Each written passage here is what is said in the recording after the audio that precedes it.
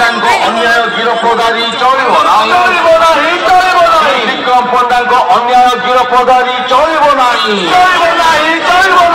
विक्रम पंडा को अन्याय गिरफ्तारी चलिब धर्मर जय पापर क्षय धर्मर जय पापर क्षय राजनैतिक षड्यंत्र बंद कर राजनैतिक षड्यंत्र बंद कर निरपेक्ष तदंत आमर दाबी निरपेक्ष तदंत आमर दाबी विरोधी दल नेता दमन करने बंद कर विरोधी दल नेता दमन करने बंद कर शासक दल इंगित पुलिस अन्याय गिरफ्तारी चलिब शासक दल इंगित पुलिस अन्याय गिरफ्तारी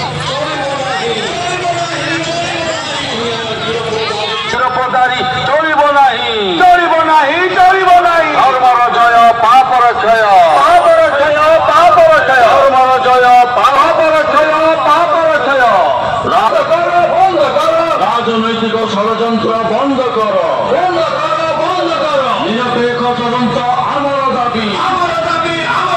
निरपेक्ष तदंत आमर दाबी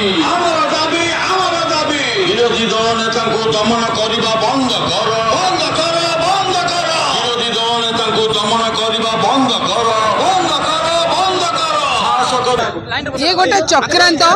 गोटे आक्रोशमूलक भावे विक्रम पंडा को अरेस्ट करा जायछि। विक्रम पंडा पूर्वतन विधायक एवं गंजाम जिला बिजु जनता दल सभापति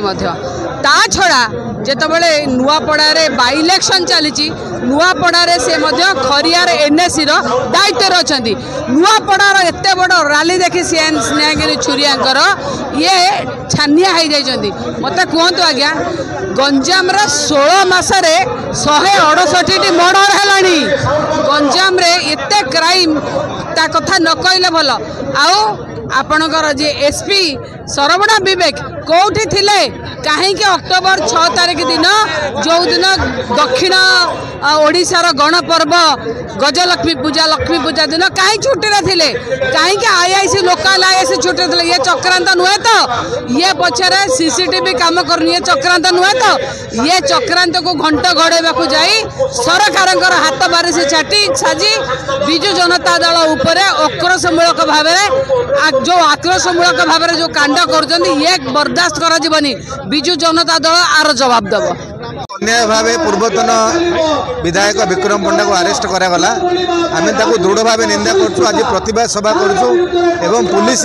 प्रशासन को सतर्क कर चाहूँ जे एपरी अन्याय भाव गिरफ्तारी बंद करूँ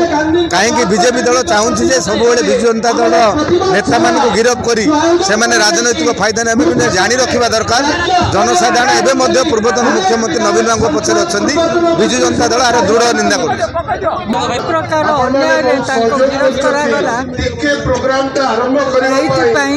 आम समस्त दुखित आज न्याय